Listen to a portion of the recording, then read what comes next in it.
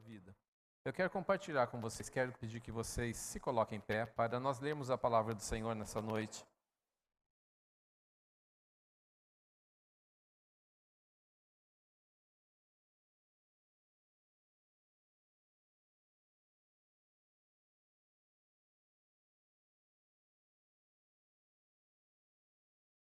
Aleluia.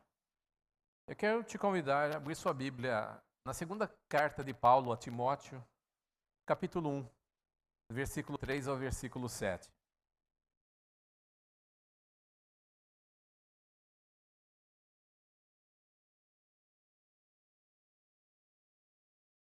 Segundo Timóteo, capítulo 1, versículo 3 ao versículo 7.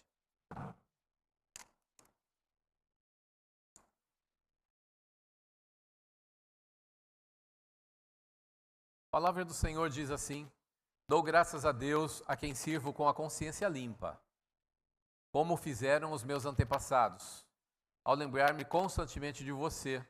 Ele está se referindo a Timóteo. Noite e dia nas minhas orações. Obrigado. Abençoe. Obrigado. Lembro-me das suas lágrimas e desejo muito ver você para que a minha alegria seja completa. Recordo-me da sua fé não fingida, que primeiro habitou em Lóide, a sua avó, e na sua mãe, Eunice, e estou convencido de que também habita em você. Por essa razão, torno a lembrá-lo de que mantenha viva a chama do dom de Deus que você recebeu pela imposição das minhas mãos. Pois Deus não nos deu um espírito de covardia, mas de poder, de amor, de domínio próprio. Amém? Aleluia. Vamos orar, queridos? Pai querido, nós oramos no nome do Senhor Jesus. Esse momento é teu, o culto é do Senhor, é para o Senhor. E nós estamos aqui hoje, aceitando a influência do teu Espírito sobre as nossas vidas, pois estamos no teu culto, num lugar de adoração, onde o teu Espírito está presente e agindo. Eu peço que o Senhor fale conosco pela tua palavra, a palavra é essa que vem para, Senhor, nos convencer dos nossos pecados, da justiça, do juízo, assim como vem para nos fortalecer. Palavra essa que vem, meu Senhor, nos ensinar e dar direção para a tomada de decisões. Eu creio que o Senhor está neste lugar e que o Senhor é real e que o Senhor fala com o seu povo. E pedimos que a tua palavra se manifeste, Senhor Deus, na vida do teu povo, da tua igreja, para que o teu nome seja honrado e glorificado em nome do Senhor Jesus. Que o maligno não tenha o poder de atrapalhar ninguém de ouvir a tua palavra, mas que a palavra seja relevante em cada coração. Aleluia, para que o teu nome seja glorificado. Amém, Senhor. Amém. Aleluia, queridos. Podem se sentar, meus amados.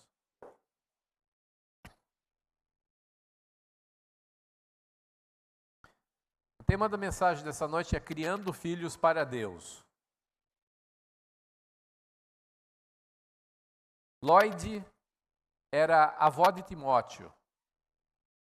E ela se converteu, possivelmente em algum momento em que Paulo estava pregando o evangelho, ali na região entre Listra, Derbe e Icônio. São 3 cidades.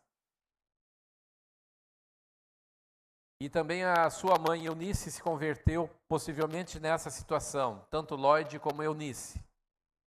E Timóteo era possivelmente pequenininho ainda, porque o texto aqui nos diz que a fé foi primeiramente vista em sua avó e mãe, que era uma fé não fingida.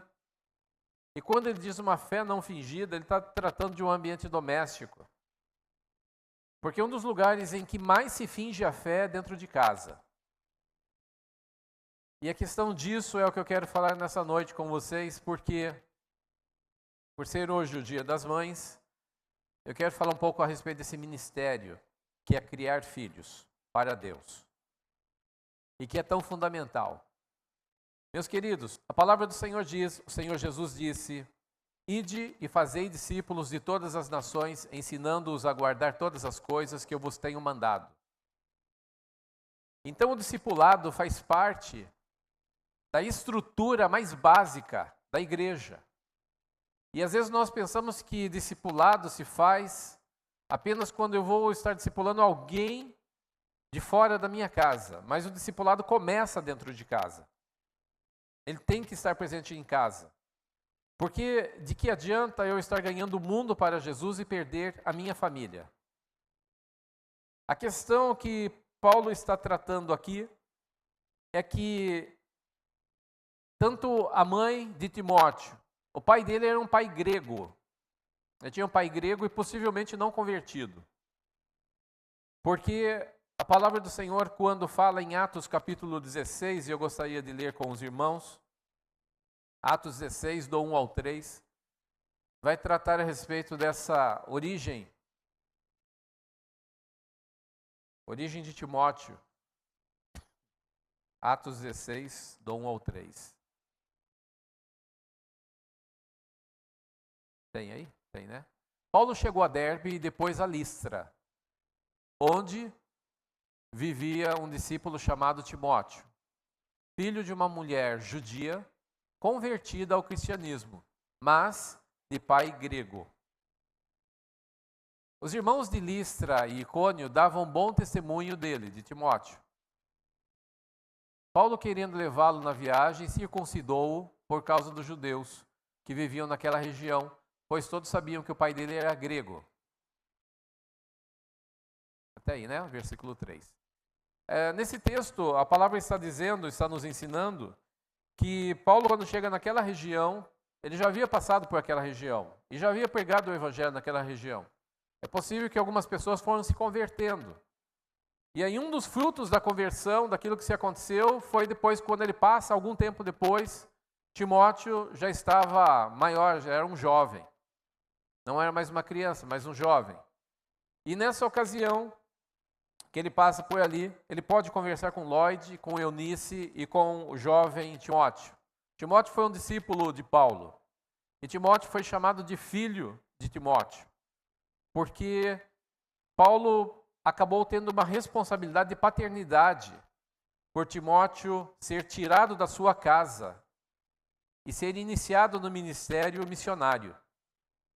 E porque Paulo fez isso, então, ele se encarrega também da questão do ensino, do cuidado básico, e de instruir Timóteo e de ajudá-lo. E Timóteo, então, é levado posteriormente a ser pastor na cidade de Éfeso, onde ele teve bastante dificuldade, porque ele ainda era bem jovem, e ele disse, não deixe que ninguém despreze o fato de você ser jovem, porque ele estava sendo desprezado dentro da igreja pelos mais velhos.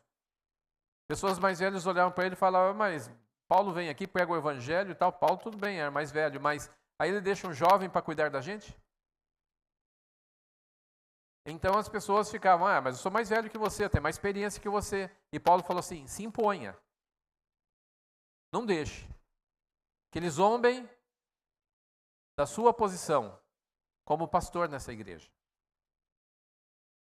E Paulo escreve, então, a primeira carta a Timóteo, escreve a segunda carta a Timóteo, orientando, dando as orientações como ele deveria agir como um pastor naquela igreja. E, posteriormente, por onde ele fosse passar. E nós vemos aqui que o assunto que Paulo está falando, está tratando com Timóteo, meus queridos, não é de como ser uma pessoa, um líder carismático, ou como ser um líder ali que tirasse dinheiro do povo e como poder ficar rico. Nós vemos que o princípio que Paulo está tratando com Timóteo é o princípio da fé não fingida no coração de um crente de verdade. A Bíblia está dizendo aqui em Atos 16 que ele tinha um bom testemunho dos irmãos da sua região. Tanto da cidade de Listra, Icônio e Derbe. Ele tinha bom testemunho. Os irmãos diziam, os irmãos das igrejas da região, nós conhecemos Timóteo. Esse jovem é um jovem realmente de fé. Realmente é um jovem que anda certo, no caminho do Senhor. E o fato dele ser de pai grego, possivelmente seu pai ainda não convertido, como eu disse, porque quando se menciona, aqui é uma coisa meio óbvia, menciona a fé da avó, menciona a fé da mãe, e quando vai falar do pai não fala nada. Isso é óbvio. que o pai ainda não era convertido. Ou talvez estivesse recebendo a palavra do Evangelho e ainda estivesse pensando o que ele queria fazer da sua vida. Mas o interessante é que, quando nós lemos no texto inicial, aqui em 2 Timóteo diz a respeito da fé não fingida que primeiro se viu em Eunice e na avó Lloyd. Ou seja, Timóteo vai se converter depois, porque ele era criança. Mas ele vê e ele observa a fé que a sua mãe tinha em Cristo. Ele observa a fé que a sua avó tinha em Cristo. Eu não sei se você teve pessoas que conheciam Jesus antes de você, na sua família, e elas foram influenciadoras da sua fé. Mas isso é muito importante. Porque em algumas situações difíceis da nossa jornada, a gente se lembra dos nossos pais, se lembra dos nossos avós, se lembra de pessoas que foram firmes no Evangelho, e como elas passaram algumas situações difíceis, crendo no Senhor, e isso serve como uma base de fé, inspiradora. Meus queridos, independente de onde você veio, talvez você não tenha tido o privilégio de ter familiares convertidos antes de você, alguém em que se inspirar, mas a questão é que Deus, mesmo que você não tenha tido isso, a casa do Senhor, ela vai servir como um lugar de instrução do Evangelho e de formação da sua fé hoje, de tal forma que a sua família que virá depois de você deverá ser, segundo a ótica e o desejo do Senhor, uma bênção para a sua posteridade. Alguns podem ter vindo de um ambiente talvez de maldição, um ambiente muito distante de Deus, mas Deus quer reescrever a sua história, a sua família e a sua posteridade.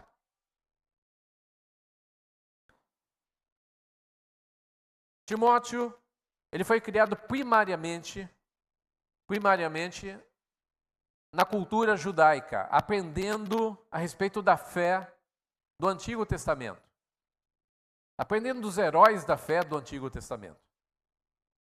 Mas os heróis da fé do Antigo Testamento não completam a fé de uma criança. Estive conversando alguns anos atrás, na ocasião era a irmã Raquel, à frente do Ministério Infantil, e estávamos revendo todo o material das crianças ali. E na ocasião eu disse, eu quero que se implante sobre Jesus, material falando do Salvador. É muito interessante se falar sobre Moisés, Davi, Samuel, amém, glória a Deus pela vida deles. Mas é incompleto se nós não falarmos do nosso Senhor e Salvador Jesus Cristo para as crianças. É fundamental. Jesus é o fundamento dos profetas do Antigo Testamento. Eles profetizaram a respeito de Jesus. Os heróis da fé do Antigo Testamento sacrificavam animais muitas vezes para o perdão dos seus pecados e tudo isso estava tipificado em Cristo. Seria o pagamento definitivo no futuro. Agora, quando a avó e a mãe se convertem, elas entendem que Jesus Cristo é a resposta e o complemento de tudo aquilo que os profetas do Antigo Testamento pregou. E a resposta final está em Jesus Cristo. Isso completa a fé delas. Que vinha de uma base bíblica, mas que ainda não tinha completo fundamento, mas em Cristo se completa esse fundamento. E elas passam isso, principalmente a sua mãe, Eunice, passa para a sua filha que Jesus Cristo é o caminho, é a verdade e é a vida, e que ninguém pode chegar ao Pai Celestial se não for por Ele. Timóteo, então, em algum momento da sua infância, enquanto ele estava crescendo, ali se tornando jovem, ele se converte e ele entrega a sua vida ao Senhor Jesus. E ele começa a viver essa mesma fé que a sua mãe e a sua avó tinham em Cristo Jesus. Não era uma fé fingida, meus queridos, mas era uma fé genuína, que ele experimentou, e agora Paulo está falando sobre isso durante alguns momentos de dificuldade dele na igreja. Paulo escreve essa carta porque Timóteo estava tendo dificuldades na igreja. E escreve para ele, se lembre daquela fé inicial, Volta ao ponto de partida, onde você viu a sua mãe e onde você viu a sua avó como colunas de fé, realmente ali sendo firmes e fortes em Cristo. Se lembre dessa fé que também eu vi acontecer na sua vida. Retome o princípio de todas as coisas. Meus queridos, primariamente, a responsabilidade da instrução dos filhos está no pai e na mãe. A instrução dos filhos em Cristo Jesus, primariamente falando, não é da igreja, é do pai e da mãe. E não é da escola. Os pais devem ensinar os seus filhos no caminho em que devem andar. Isso é princípio. Uma fé não fingida que você viu na sua mãe. O pai não tinha como oferecer isso, porque não era convertido. Um pai grego não tinha tido a base da formação do Antigo Testamento e não conhecia o Senhor Jesus. Mas a mãe tinha. E a mãe estava complementando isso, passando ao seu filho, Timóteo. E nós devemos tomar cuidado, e eu quero parar um pouquinho nesse ponto. Porque muitas vezes nós professamos uma fé na igreja. Nós muitas vezes professamos uma fé, levantamos as nossas mãos, ofertamos ao Senhor, temos cargos na igreja, às vezes nós temos um posicionamento, às vezes nós damos a paz para os irmãos, nós abraçamos as pessoas, mas às vezes dentro da nossa casa nós vivemos uma fé fingida. E o problema é esse. É uma fé ritualística, mas não tem Deus nessa fé. Não tem princípio, não tem vida nessa fé. E os filhos copiam os pais. Os filhos copiam os pais. Porque Timóteo agora estava em condição de se tornar um missionário e um pastor. Porque Eunice e Lloyd fizeram um plantio. E quando nós plantamos as boas sementes de Cristo, do Evangelho, quando os nossos filhos nos vê chorando aos pés do Senhor em oração, porque tem muitos pais que não oram dentro de casa, meus queridos, não buscam o Senhor dentro de casa, mas na igreja parece que vão explodir na presença de Deus. E os filhos veem isso e falam, são dois pais diferentes? Então não se enganem. O discipulado começa dentro de casa. E os filhos vão ver como é o meu estilo de oração. E os filhos vão olhar nos meus olhos para ver se eu amo a palavra de Deus, se eu amo Deus da palavra. Os filhos vão ver se realmente eu amo ou se eu tenho um contato simplesmente, meramente ritualístico. Isso é fundamental. Porque eu vou falar e vou ser bem sincero com vocês, as crianças não querem uma vida de fachada para o futuro. Elas querem viver a própria vida delas. E elas querem saber se vale a pena seguir Jesus ou não. Se na vida dos pais isso não está sendo genuíno, meus queridos, as crianças vão dizer, eu não quero isso para mim, eu não quero uma vida de fachada, eu quero uma vida real. Agora, quando os pais estão aos pés do Senhor, quando os pais realmente ali buscam a presença do Senhor e amam, e se vê nos olhos dos pais a chama de um amor, de uma paixão verdadeira por Jesus nos olhos dos pais, os filhos dizem, é isso que eu quero para a minha vida, eu quero alguma coisa que seja relevante, que vale a pena realmente. A fé fingida, meus queridos, é a coisa mais comum dentro das igrejas, dentro das famílias. Pegamos uma coisa que muitas vezes nós não vivemos e que muitas vezes nós não sentimos e queremos enfiar goela abaixo na vida dos filhos. Dizendo para eles, você tem que orar, mas os pais não oram. Você tem que ler a Bíblia, mas às vezes os filhos não veem os pais lendo a Bíblia. Eu vou dizer para você como que Jesus ensinou seus discípulos a orar. Ele não disse para eles, vão lá orar. O que ele fez? Ele pegava os seus discípulos, levava com ele e disse, vocês vão comigo. Eu vou orar e vocês ficam aqui comigo. Fiquem vendo como eu oro. A questão é prática, a vida prática, não teórica. Porque a vida prática, nós vamos nos dobrar diante do Senhor e vamos ensinar os nossos filhos a orar junto com eles. Nós vamos ensinar os nossos filhos a ler a Bíblia, nós vamos ensinar os nossos filhos a jejuar. Tem muitos pais que nunca jejuaram na vida, meus queridos. e acabam muitas vezes não tendo autoridade para vencer alguns desafios da vida porque não sabem. A ter uma profundidade em oração, na busca pelo Senhor, na busca pela palavra de Deus, mas é fundamental, é importante você estar numa guerra. Nossa luta não é contra a carne nem contra o sangue, mas contra principados, potestades, hostes espirituais da maldade. Existe um exército da maldade, do mundo celestial, querendo arrancar a vida dos seus filhos, querendo arrancar a sua vida. E na realidade nós estamos nessa guerra e nós temos que nos fortalecer no Senhor e na força do seu poder. E isso é uma constância, deve ser algo constante em nossa vida.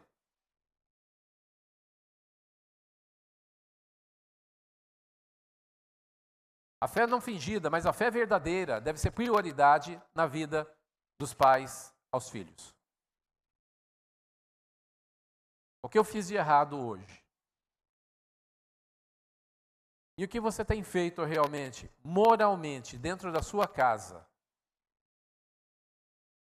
ou diante da sua família, vai refletir na vida dos seus filhos? Há uma maldição que eu costumo chamar de maldição no fator espelho. É aquela que se copia, que se vê refletido e se pratica futuramente. Porque se viu nos pais. É muito importante que eu saiba que porta eu tenho aberto dentro da minha casa. Se realmente Jesus tem entrado dentro da minha casa ou se eu tenho aberto a porta para demônios entrar dentro da minha casa. Porque não se enganem, meus queridos, ainda que os olhos não vejam, um destino espiritual começa a ser traçado de acordo com as atitudes que nós tomamos. E nós devemos escolher o caminho que nós primeiramente queremos andar, porque esse caminho vai influenciar as crianças no caminho em que elas devem andar. Jesus não pode ser apenas o chefe de uma religião. Se Jesus não for Senhor da minha vida e for o motivo pelo qual eu vivo, estou disposto a morrer, então eu devo repensar na minha vida. Porque muitos estão querendo de Jesus apenas olhar para Jesus como se ele fosse o gênio da lâmpada. E ali, Senhor Jesus, olha, deixa eu esfregar a lâmpada aqui dizendo para o Senhor, eu tenho 3 pedidos. E eu quero, Senhor, que o Senhor me faça tal coisa. É um Deus dos pedidos. O Deus da Bíblia, ele não é o Deus dos pedidos. Ele é o Deus das respostas. Ele é o Deus das respostas e Ele tem a resposta para a vida de cada ser humano, independente da situação em que esteja. Deus supre as nossas necessidades? Sim. Mas a prioridade deve ser ensinar às nossas crianças que Jesus é Senhor da minha vida e deve ser da delas também. Jesus não é apenas um amigo, um companheiro. Para nós, em alguns momentos de desespero, simplesmente temos alguém para desabafar. Sim, ele também faz isso, mas é muito mais do que isso.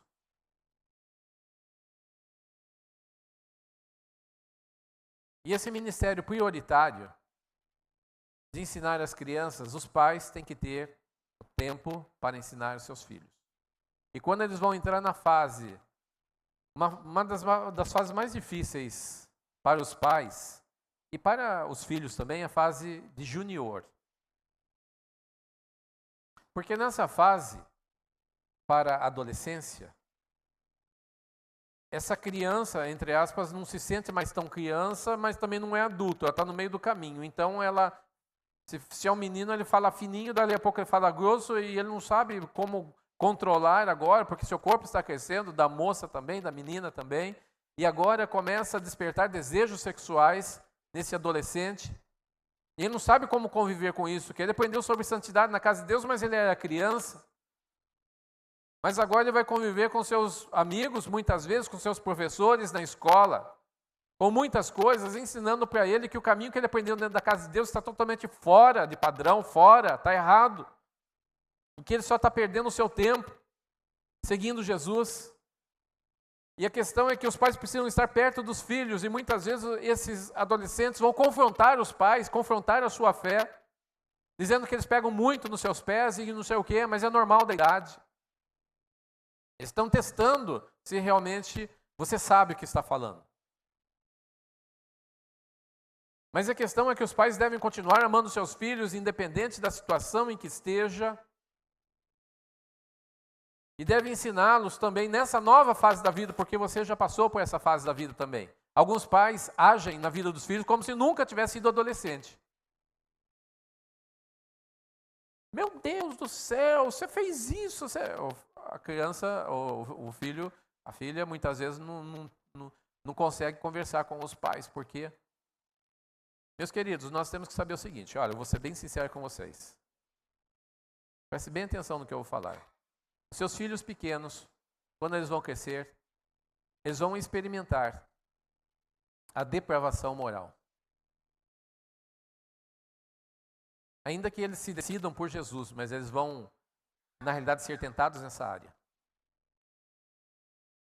E alguns pais, ao invés de conversar com seus filhos e trabalhar com seus filhos e conversar francamente com eles nessa fase da vida, muitas vezes coloca embaixo de um pano, embaixo do tapete e finge que não aconteceu.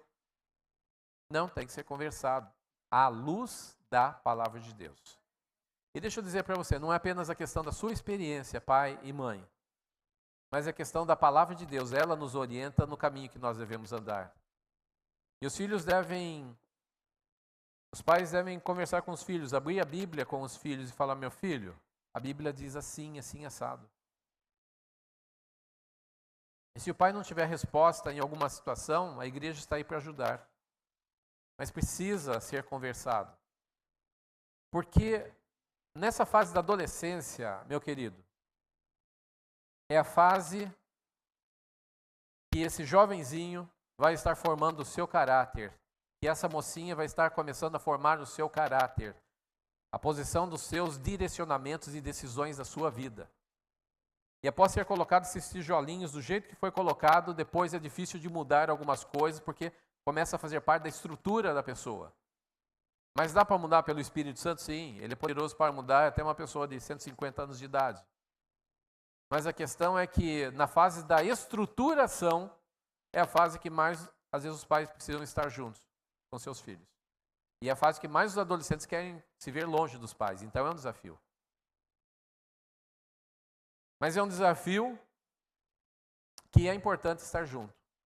Nos momentos em que puder, tem que estar junto. E uma das coisas muito importantes é a questão de estar perto. Hoje é o dia das mães. E aí, no dia das mães, se costuma dar presente para as mães. Como no dia do aniversário e outras datas. E o que quer dizer o presente?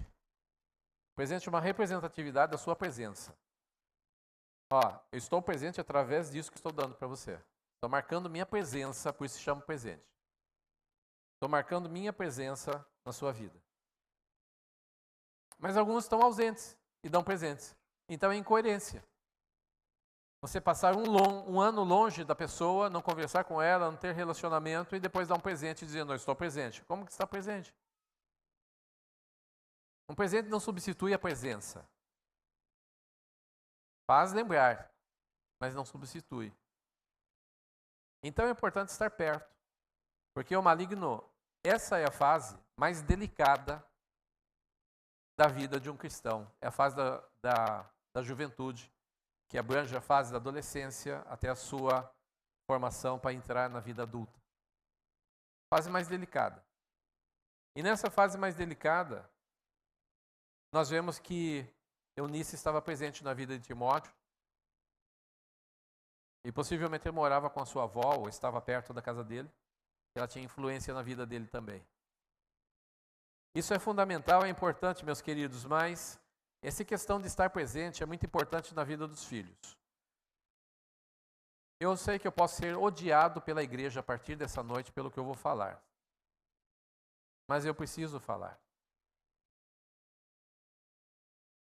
Quando eu e minha esposa estávamos namorando, nós conversamos e eu disse para ela, quando você vai trabalhar, tudo bem, normal. Só que quando nosso filho ou filha nascer, você vai sair do serviço, vai sair do trabalho para cuidar dela. Essa é a prioridade. Se você gostar, amém. Se você não gostar, não tem como a gente continuar junto. É o princípio. Por quê? Porque eu sou bobo? Não. É porque eu acho que os filhos são prioridade na família.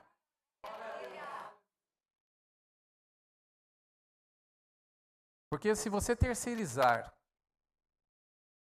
a fase mais delicada das suas crianças a terceiros que não têm temor de Deus, não conhecem Jesus, para que eles cuidem e ensinem os seus filhos, o que vai acontecer com eles?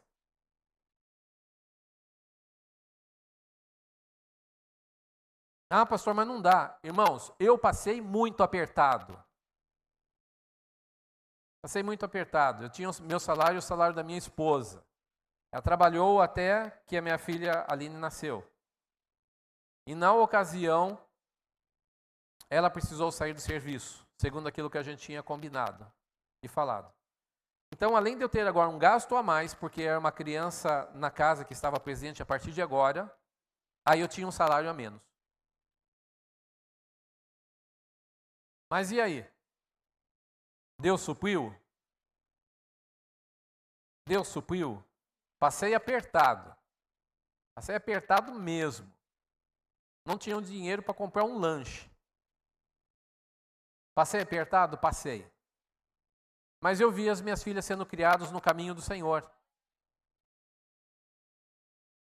Sabe por quê? Porque a questão de pais presentes é fundamental, é importante. Isso não tira a responsabilidade do pai de família também conversar com as suas filhas, seus filhos, a respeito do caminho do Senhor, caminho que devem andar, e da sua fé verdadeira em Cristo Jesus.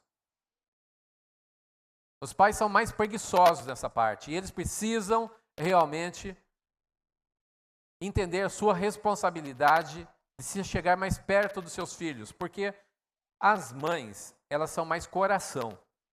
Os pais são mais razão. Então, a mãe, por ser mais coração, ela vê o filho passando alguma coisa, você está doentinho, você está não sei o quê, e chega ali, abraça, e quer estar perto, e quer... Muitas vezes o filho fala, mãe, tá muito grudento esse negócio. Né? O pai não, o pai fica olhando de longe, assim, só vendo ali, só vê se vai quebrar a cara, não vai, e às vezes se está tudo certo, o básico está sendo feito, tá, não está? E às vezes ele está muito assim, só que às vezes... O maligno está rondando a vida dos nossos filhos. Rondando a vida dos nossos filhos para capturá-los. Porque o diabo, o nosso adversário, anda ao nosso derredor, muito mais ainda ao redor dos nossos filhos, buscando a quem pode, a quem possa tragar. Diz a palavra do Senhor. E nós estamos vivendo uma época que nem adultos, muitas vezes na fé, têm realmente estrutura em Cristo Jesus no nosso país. Nós vemos muitos crentes na fé que dão péssimos testemunhos, você não sabe se ele é de Deus, se não é de Deus, e umas coisas bizarras estão acontecendo. Por quê? É simples o porquê. Porque tem uma má formação, uma formação defeituosa do seu caráter cristão. E sendo assim, na hora da tribulação, o que a Bíblia diz sobre a casa que foi construída sobre a areia e a casa que foi construída sobre a rocha? O que vai mostrar quem realmente está estruturado e quem não está estruturado, queira você goste ou não disso, é a tribulação. São os ventos da vida. São os momentos em que a nossa casa é chacoalhada, a nossa fé é chacoalhada. E vai chegar na vida sua, na vida do seu casamento, na vida dos seus filhos.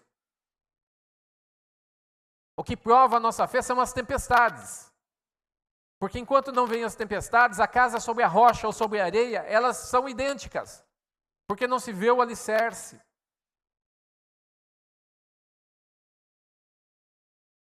Discipulado é um plantio. E muitas vezes você está plantando sementes preciosas na vida dos seus filhos, sobre relacionamento com Deus, sobre quem é Jesus, sobre o que é a fé em Cristo. E você não vai ver de imediato resultado nenhum.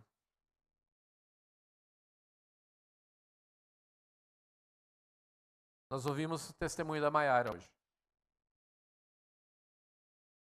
Ela se desviou do caminho do Senhor, né? Pelo que ela disse aqui. Se desviou do caminho do Senhor. Mas por que ela voltou? Ela voltou porque tinha sementes preciosas que foram plantadas no coração dela. Ela sabia qual era a diferença entre uma vida mundana e uma vida em Cristo. Isso serviu como base para querer voltar para Jesus. Tomada de decisão. Mas a pergunta é, e se ela não tivesse essas preciosas sementes de Cristo plantado no coração dela? Qual seria a base dela do que é uma fé verdadeira? E na sua vida também, meu querido. Porque a questão é que hoje nós estamos aqui, mas amanhã nós não vamos estar mais. E quando nós nascemos, nós não trouxemos nada. Você quando nasceu, você não trouxe nada para esse mundo. E quando você morrer, você não vai levar nada. Mas no meio do caminho, muitas vezes, nós estamos lutando e brigando por aquilo que nós não trouxemos e por aquilo que nós não vamos levar. Então, o que realmente é significativo? O que realmente importa é aquilo que está além daquilo que os olhos podem ver. Porque o plantio que nós estamos falando aqui não é apenas de viver uma vida aqui saudável nessa terra, em Cristo Jesus. Mas a vida que nós estamos pregando e ensinando na palavra de Deus é algo que vai transcender o momento do túmulo, do caixão ou do cemitério, e ele vai transpor para a vida eterna, onde nós somos chamados para viver na eternidade. Com Cristo ou sem Cristo. Com Cristo nós vamos governar e viver com Ele, ser galardoado por Ele e vamos receber as recompensas dele. Mas sem Cristo, o destino é o inferno. Uma vida totalmente em sofrimento, conforme a palavra do Senhor diz. Agora, quando nós estamos ensinando os nossos filhos, tem algo que eu quero que você também entenda pela palavra de Deus, que precisa ser inserido como semente do Evangelho. E nós devemos tomar cuidado, meus queridos, porque quando nós falamos de fé, não fingir, nós estamos falando de fé. E não é apenas ensinar a palavra de Deus e os princípios dela, mas a questão é ensinar os nossos filhos a serem homens e mulheres de fé. O que é ser um homem e mulher de fé? É aquela criança que ela sabe onde buscar a direção e os milagres para a sua vida. Seja uma geração, meus queridos, que não apenas veja os pais fazerem, mas os filhos sejam incentivados pelos pais a darem os passos em Cristo Jesus e aprenderem também a serem pessoas já desde a sua infância influentes na casa do Senhor também, porque na casa do Senhor elas são treinadas no reino de Deus. Muitos pais trabalham muito e eu nunca vejo os filhos, muitas vezes, operando também, fazendo algumas coisas. Alguns pais vão deixando os filhos fazerem, é muito importante, mas é importante se praticar a fé que foi aprendida. E isso precisa ser feito já na vida dos filhos. Os filhos precisam aprender a ser destemidos, ativos na casa de Deus, no reino de Deus, na fé em Cristo, operante nas coisas de Deus. Porque nós estamos vivendo um momento delicado na história eu não vou dizer do Brasil, mas da humanidade, da nossa geração, em que as crianças estão sendo criadas de forma virtual, mas no mundo natural elas não sabem como agir. Elas sabem agir nos computadores, nos celulares, nas atividades virtuais. Mas são crianças, muitas vezes, que não sabem colocar uma lata de lixo na rua. Elas não sabem fazer nada dentro de casa, às vezes não sabem fazer nada, não sabem operar. E uma das grandes dificuldades, eu tenho conversado com pessoas do setor produtivo, comercial, em várias situações, eles dizem, nós estamos tendo um problema muito sério com essa geração. É uma geração que vai trabalhar um dia, falta outro. Não tem responsabilidade de chegar no horário das coisas e fala, se você chama atenção, ele fala, manda embora. Conversei com um homem lá que ele trabalha na parte de serralheria e ele ia fazer lá, comprar o material, liga numa loja lá e a moça da loja diz para ele, você pode vir pessoalmente aqui? Falou, mas não tem como eu passar por e-mail para você a lista de material e tudo mais? Para você separar para mim? Não, eu preciso que você venha pessoalmente aqui. Aí falou, isso não era necessário antes, por que será? Daí ele chega lá e fala para ela, eu estou aqui, eu estou precisando dessa lista de material e tal. Ela falou assim para ele, tem como você pessoalmente ir lá no nosso estoque e cortar o material que você precisa, separar tudo e pesar tudo? porque eu não tenho funcionário. Os funcionários que eu contrato, eles vão embora. Os jovens de hoje em dia não querem fazer força.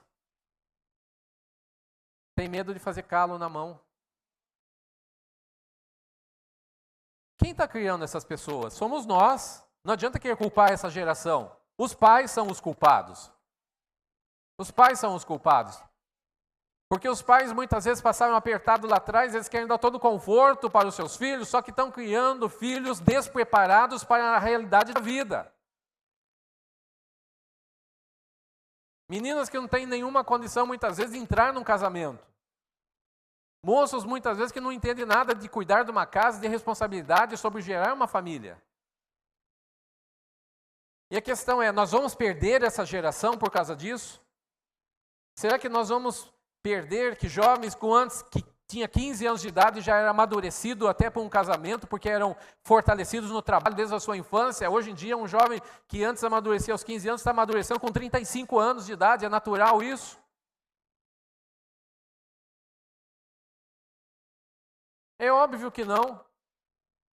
E onde está o problema disso? Quando eu digo ensinar Jesus Cristo, eu estou dizendo sobre uma vida em Cristo. E essa vida, meus queridos, ela compreende todas as situações da vida. A parte física, moral, de comer, de plantar, de colher, de ser honesto, a parte moral, espiritual, a parte natural da vida, sobre casamento, sobre relacionamentos, tudo. Cristo precisa estar em todas as áreas da vida, e ensinar Jesus para os filhos não é apenas ensinar a historinha de Moisés para os filhos, a historinha de Elias, é ensinar a criança no caminho que deve andar. Isso não é virtual. Isso tem que ser uma realidade. Tomar os filhos pelas mãos e falar, eu vou ensinar você a fazer. Eu não vou te poupar. As crianças vão chorar, vão reclamar um monte, porque elas são mimadas nos dias atuais. Mas elas vão precisar realmente ter pais que amem os seus filhos a ponto de ensinar-lhes que eles não são eternos aqui na terra, que seus filhos terão continuidade para que eles não quebrem a cara lá na frente. Paulo agora ele assume uma responsabilidade na vida de Timóteo. Ele diz, eu estou tirando esse jovem da casa dele para seguir no ministério comigo. Então, ele ensina a Timóteo agora como ser um evangelista, como ser um pastor na parte ministerial, coisa que a avó e a mãe dele não tinham como ensinar, porque elas não eram evangelistas, não tinham ministério. Mas Paulo agora assume essa segunda etapa na vida de Timóteo e o ensina, se responsabiliza por ele. Ele diz, aqui no texto que nós lemos, que ora por ele e chora por ele realmente, ensina o caminho dele. E quando ele percebe que Timóteo lá, onde estava pastoreando, estava desencorajado, ele estava intimidado. É por isso que diz aqui o último versículo que nós lemos, Deus não nos deu um espírito de covardia. Paulo está dizendo isso para Timóteo. Ele estava se sentindo acovardado, intimidado. Pelo diabo? Não, pelos irmãos da igreja. Os irmãos da igreja espremeram ele num canto, duvidando da autoridade dele, não respeitando ele. E Paulo disse, opa, levanta a sua cabeça, Timóteo. Deus não te chamou para isso. Ele diz, quando você entrou no ministério, eu impus as mãos sobre a sua cabeça. Mas Paulo, em outro texto, está dizendo que os anciãos estavam juntos, orando por ele. E houve um dom espiritual que veio sobre a sua vida. Reavive esse dom espiritual. Aquilo que você recebeu do Senhor, agora reavive. A palavra reavivar é como se fosse uma chama que estivesse se apagando, meus queridos, e agora eu preciso colocar combustível novo, preciso colocar lenha nova nessa fogueira, eu preciso tirar tudo aquilo que é cinza e preciso reavivar o dom que um dia veio sobre a minha vida. Estamos falando aqui não apenas de coisas naturais, mas de coisas sobrenaturais que vêm no mundo espiritual também. Se você recebeu um princípio de Deus, mas pode ser que em alguma situação da sua vida, você pode ter sido criado na palavra de Deus, no caminho do Senhor, mas em algum momento da sua vida, você pode se sentir intimidado, você pode estar se sentindo aí acuado, numa parede ali, simplesmente num canto ali, você não sabe como agir, e a palavra do Senhor está dizendo que Paulo agora, como um pai na fé, possivelmente que Timóteo não teve, mas agora é um pai na fé, que é um discipulador dele, e está dizendo, levante a tua cabeça, não aceite esse espírito de derrota sobre a sua vida. Deus não nos deu um espírito de covardia, mas um espírito de amor, de poder e de domínio próprio, moderação em Cristo Jesus. Entenda, meus queridos, que é necessário que também nós tenhamos uma paternidade na casa de Deus, porque muitos não têm uma estrutura familiar, muitos não receberam isso quando chegaram à casa do Senhor, muitos pais aí falharam na sua missão, muitas mães falharam na sua missão de transmitir Cristo à próxima geração. Eles talvez não tinham contato com isso, mas quando eles vêm na casa do Senhor, é necessário que haja um ambiente de cura, é necessário que haja um ambiente de capacitação do Espírito Santo, de dons espirituais, ensino na palavra do Senhor. Porque Deus pode levantar pais e mães na casa do Senhor, para serem referências aos que não tiveram referência antes. Você diz, isso funciona? A história diz que sim. Paulo está escrevendo para Timóteo, nós estamos lendo hoje a história e falando a respeito do que Paulo está orientando. Você, meu filho Timóteo, não se deixe ficar acuado. E isso não é uma questão apenas de receber o dom do Espírito, é de fazer funcionar o dom que recebeu de Deus. Porque Deus quer ver a sua vida funcionando, meu querido. Deus quer ver a sua fé ativa. Não uma fé fingida, mas se existe uma fé fingida na vida de alguém aqui, ou de algum lar, em algum casamento, alguns pais podem até chegar para os seus filhos depois desse culto e dizer, meu filho, eu falhei com você, eu errei na sua vida, mas eu quero a partir de hoje ser uma referência na sua vida e eu quero que você me perdoe. Eu quero viver com Jesus na minha vida, eu quero que isso seja padrão para a sua vida também. É importante. Errou, pecou, reconheça. Reconheça. Diga, eu pequei. Mas quando eu peco, eu me chego a Jesus e peço que Ele me perdoe. Nós não estamos criando super-heróis. Seu filho não vai ser um super-herói. Mas ele vai ser uma flecha na mão do valente. Você está entesando o arco. E cada vez mais que você está puxando essa corda, e que você está mirando, é onde você vai lançar os seus filhos, para que eles cheguem onde vocês não chegaram.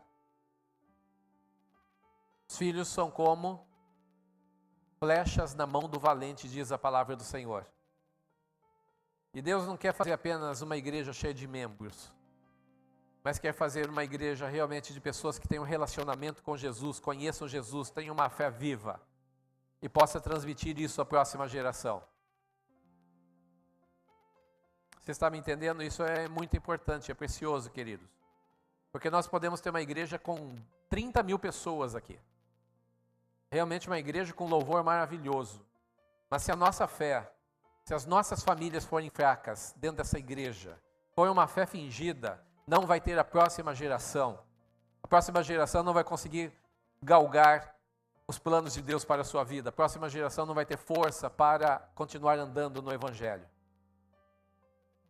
Mas nessa noite a palavra do Senhor está confrontando a forma como muitas vezes nós vivemos dentro das nossas casas desapercebidos e dizendo, não vai dar nada, meu filho vai ter que trilhar o caminho dele, ele que vai decidir o que ele quer no futuro. Não é isso que a Bíblia diz. A Bíblia diz, ensine o seu filho todas as coisas que eu mandei guardar. E você não vai estar sozinho, eu estou com você. Todos os dias até a consumação dos séculos. Eu quero te convidar a ficar em pé, meu querido, minha querida.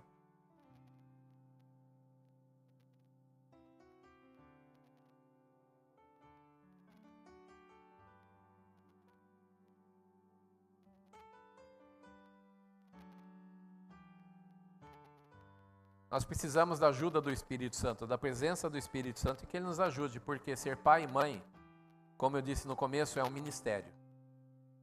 Não é apenas gerar um filho, geneticamente, e o colocar na terra. Mas é um ministério de proteção, amor, cuidado, ensino. Os nossos filhos vão ser bênção para a próxima geração. Mas tem um caminho para chegar lá.